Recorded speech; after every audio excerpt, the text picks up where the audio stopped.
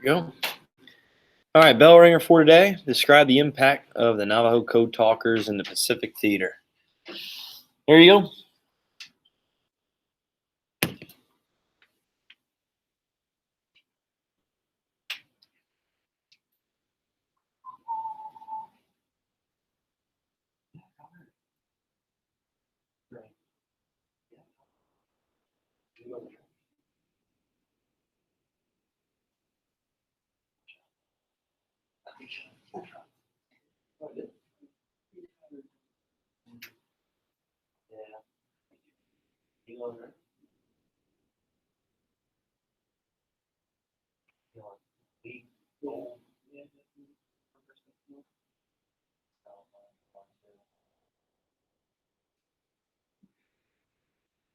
Which one? Yeah.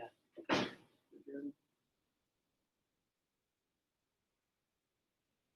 the sun come in. I knew I had it. Oh. All right, Griffin, current event, right? Okay. Okay.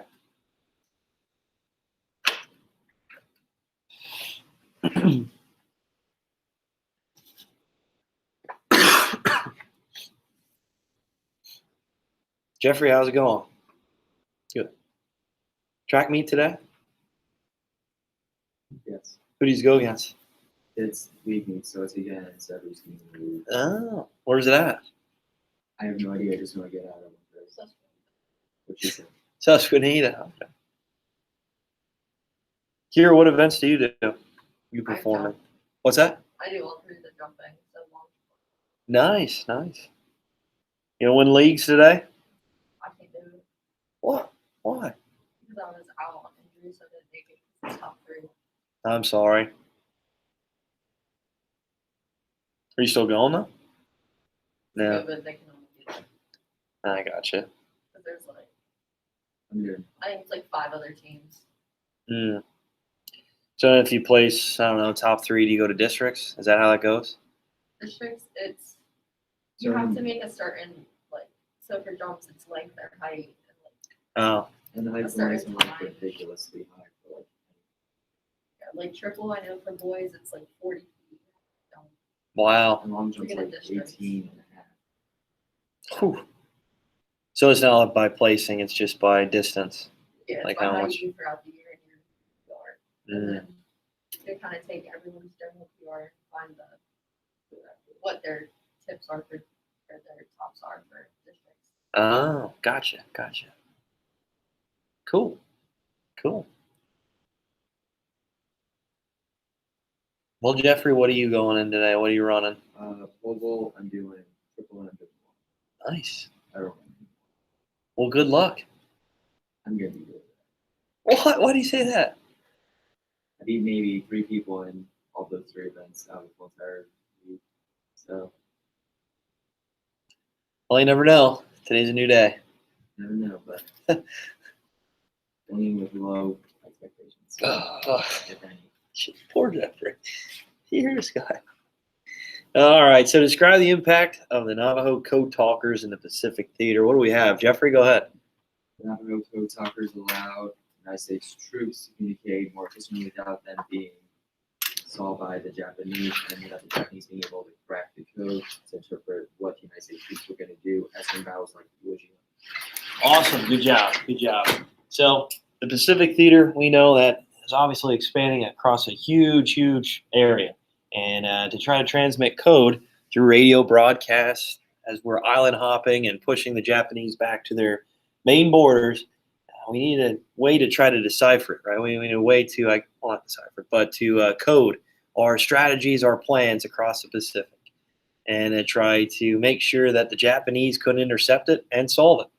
And we decided to use the Navajo language to do so. Okay. And it was very hard for the Japanese to crack, and many of them couldn't even do it. None of them could really.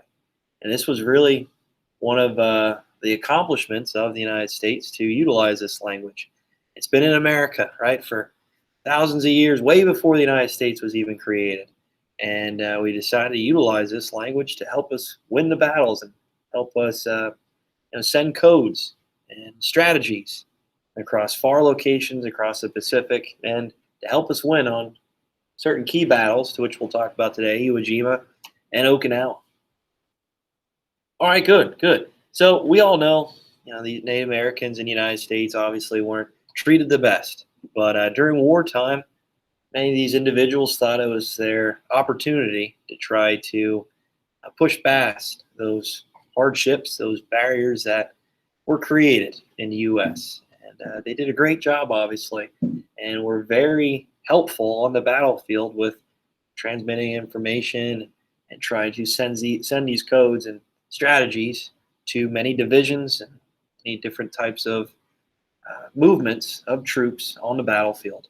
So it seemed like every, I guess you say, squadron almost had a Navajo code talker with them to try to send messages back and forth for the Japanese not to intercept and not to solve or not to crack. And like they said, it was really a super weapon, right? This was our secret weapon that we used to help us win these key battles towards the end of the war in the Pacific. All right, is there any questions on the Navajo code talkers? It's an interesting story. All right, so terms for today. So we have the Battle of Okinawa and Iwo Jima.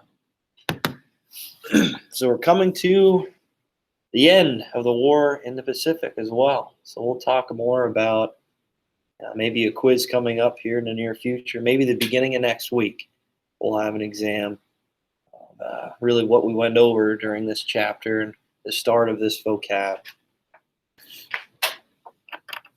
So you guys jot those down.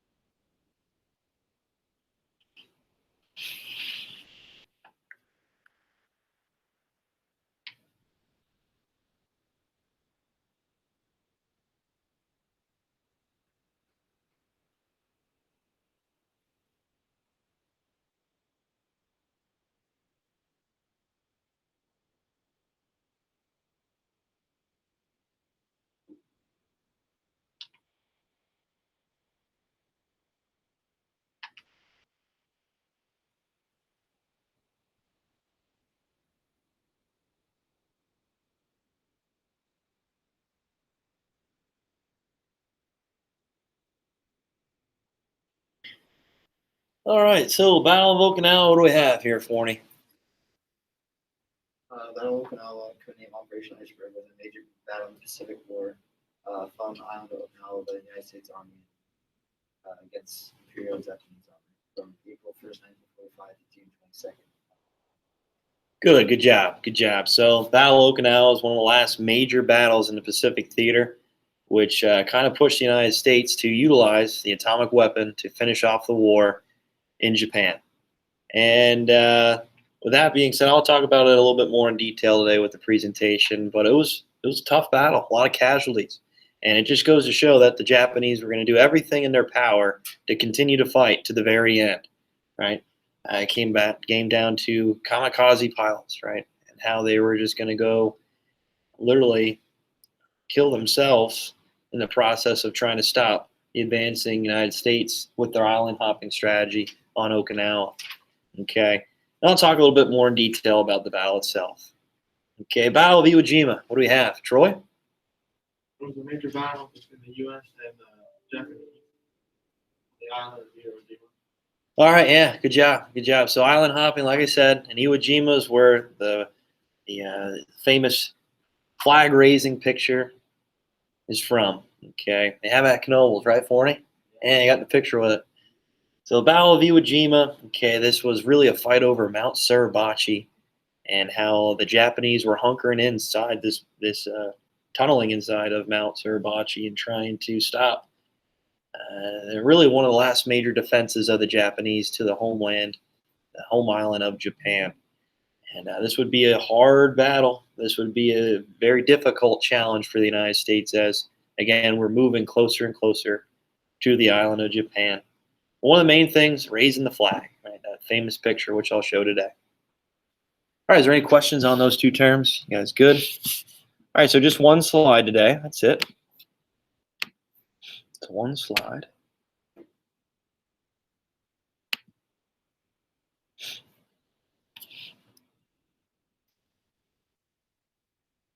All right, so finishing the war in the Pacific.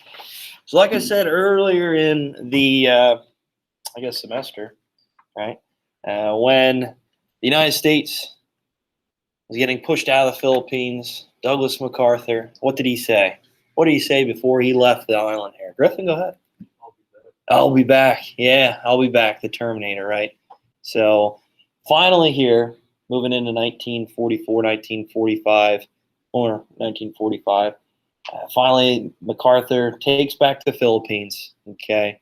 Many of the POWs we talked about with the Bataan Death March were finally free, okay? And I showed some of the pictures of those men and how they were treated poorly by the Japanese in these POW camps.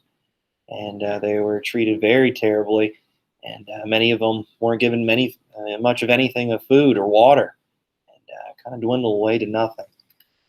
But finally, the Philippines were recaptured as the island hopping technique was becoming successful, as the United States was moving and pushing the Japanese back to their borders. All right, but there's last two islands that the United States have to capture before finally maybe making an assault or maybe invading onto the island of Japan, or maybe using a super weapon, right? So Okinawa and Iwo Jima were those two islands, and Iwo Jima would be a very difficult task for the United States to try to invade and take over. One of the main things is literally the island is where a volcano once erupted, Mount Suribachi, and the terrain was literally all ash. Okay, it was all kind of sandy type, obviously terrain, and it was hard for the United States to invade onto the island. Okay, they really couldn't gain their traction. It was hard to use armored vehicles and different types of tanks to even maneuver on the island. So in all reality, it was hard for the troops to travel onto Iwo Jima because the ashy type of terrain, soil, and it was very loose, very hard for these armored vehicles and troops and soldiers to invade on. For the most part, the Japanese hunkered in Mount Suribachi, which I'll show a picture here soon.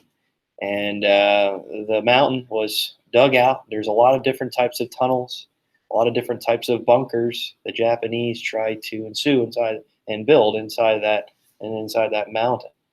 And the United States decided, well, we're just going to bomb the crap out of it. We're going to use the artillery of the Navy and constant bombing runs to try to loosen up some of the defenses the Japanese had on that mountain, on Mount Suribachi. It was kind of shocking as the United States was kind of invading onto the island.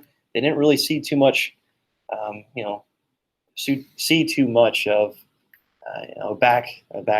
backlash of the Japanese because, like I said, they're all fortified in the mountain. So they're kind of walking on, looking around. It's like, this is weird, right? There's not too much of a defense here right on the island.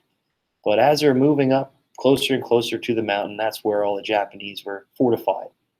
So the United States, like I said, were lighting up the mountain with artillery shelling from the naval ships and constant bombing runs by the Air Force. And many people even said their perspectives of this battle was like almost the volcano was erupting again. There's so much fire, so much destruction, so much smoke on the mountain that it looked like the volcano was actually, exploding, right? Actually going off, setting off. And it was just shocking to many of the Marines as they're moving forward onto the island. Well, like I said, it was really hard to capture this island because really the Japanese fortified it and they were going to fight to the bitter end. And this was something that the United States kind of compare like to the D-Day invasion in a way, but it was a little bit more, I guess, say defended, fortified, especially on that mountain. And there's many stories that the Japanese, even after the fact, even after the battle was long over, that many of their soldiers thought the war was still going on. And there's one story, I'm not going to talk about it too much in detail, but he was continuing to fight until the 1970s. So literally like 25, 30 years after the war, he thought this was still going on. And he was attacking many people that were living on the island. It's like, what is this guy doing? They just called him like the crazy man because there was really no way of reasoning with him. He thought the war was still going on. And it was in the Japanese culture that they would literally fight to the end. And they would not believe any propaganda or any type of, I guess you'd say, talk hearsay, like the war was over. He didn't believe it. There's no way. He thought it was American propaganda to try to make him give up and surrender. And I think that's a unique story. Maybe I'll play a video tomorrow for you about that. But anyway, like I said, finally, the United States captured Mount Suribachi after a long, long, drawn-out battle. And like I said before, it was really hard for the tanks, the armored vehicles, and the soldiers traveling on this island because it was literally all volcanic ash. The soil was very loose. It was hard to move and maneuver up the mountain.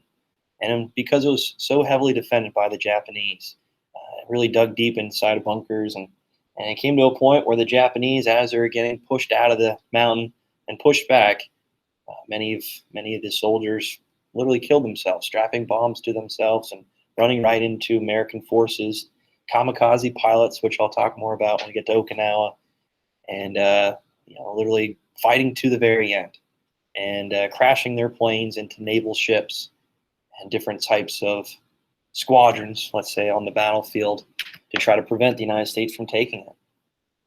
But like I mentioned, the famous raising the flag picture at Iwo Jima, everybody, I'm sure, has seen this picture. Like I said, it's at Knoebels, right outside the bumper cars in the arcade. They have kind of like a little memorial of it. It's pretty neat. But yeah, famous picture. This really just symbolizes kind of how hard it was to take this island and that this war was coming to a close. That sooner or later the United States would be victorious with this war. Okay. And you can just see the destruction of Mount Suribachi, a little bit of the terrain anyway. Here you can kind of see some of the terrain in the background, how hard it was to try to overtake this mountain. There it is in the background, Mount Suribachi. All right, so real quick with Okinawa. Okinawa was very similar. Okay, it was hard to take over this island. Right? It was very hard. It was really defended by the Japanese because they knew this was the last line of defenses until the mainland of Japan. So they literally threw everything they could at the United States at Okinawa. And like I mentioned, they're going to fight to the very end, fight to their death, and literally suicide missions with kamikaze planes and pilots. Okinawa's its terrain was a little bit different than Iwo Jima. Okay, it was really muddy. Okay, many of the Marines talked about how muddy the terrain really was, and when they were landing on the island, it was really hard again to maneuver up this island because it was so muddy. It was really humid. The tanks and the armored vehicles really got stuck in its tracks before they could even maneuver onto the island. Okay, they actually had to bring bulldozers out to try to pull and push a lot of the dirt, debris, and the mud out of the way to have a successful invasion. And that obviously caused a lot of issues. So that being said, Okinawa, one of the heaviest, largest casualties battle in whole World War II, almost all of World War II. Okay, and for the United States. And again, this was really signifying that Japan was never going to surrender and never going to give up. And this pushed the United States to maybe use this super weapon, this atomic weapon to end the war. If we tried to invade the mainland of Japan, there'd be multiple casualties, thousands, predicting into the millions for the United States. And we all know the Japanese citizens would probably initiated total war. So this would be literally into the millions. Many projected 3 to 4 million people would die if the United States would try to invade the mainland of Japan. But these two battles, like I said, really signify that maybe we needed to use something different. Maybe we need to utilize this nuclear bomb we've been working on since really the start of the war, 1939, and to try to finish this war off in the Pacific. But like I mentioned, Okinawa, Iwo Jima, really hard to take over, heavily defended by the Japanese. And the terrain, it was really hard for the United States to travel and to try to maneuver on the island to have a successful invasion. With Iwo Jima, the volcanic ash, and Okinawa with the muddy terrain, constantly getting the armored vehicles and tanks stuck as they're trying to overtake the island. But with these two islands, we can now set up air bases once we captured them, and we can use it to target many of these major cities in Japan, like Tokyo. Eventually, Nagasaki and Hiroshima. And we could maybe set a lot of successful bombing runs onto the mainland of Japan. Okay, so we're literally utilizing these islands as air bases as we're getting closer and closer. And these two islands are focused along these small chain islands off the coast of Japan, right around here, guys. Okay, so the Philippines, like I mentioned, was captured, taken over by the U.S. We finally pushed the Japanese Imperial Army out of it since, 1941. And now we're moving up to these chain of islands right below Japan, Okinawa and Iwo Jima. So the next step is the mainland of Japan. All right, is there any questions on that? You guys good? All right, real quick, I have a video for you on Iwo Jima. It talks a little bit about the difficulties of taking the island, and obviously the famous flag raising picture. So I'll play that for you right now, and that'll be it.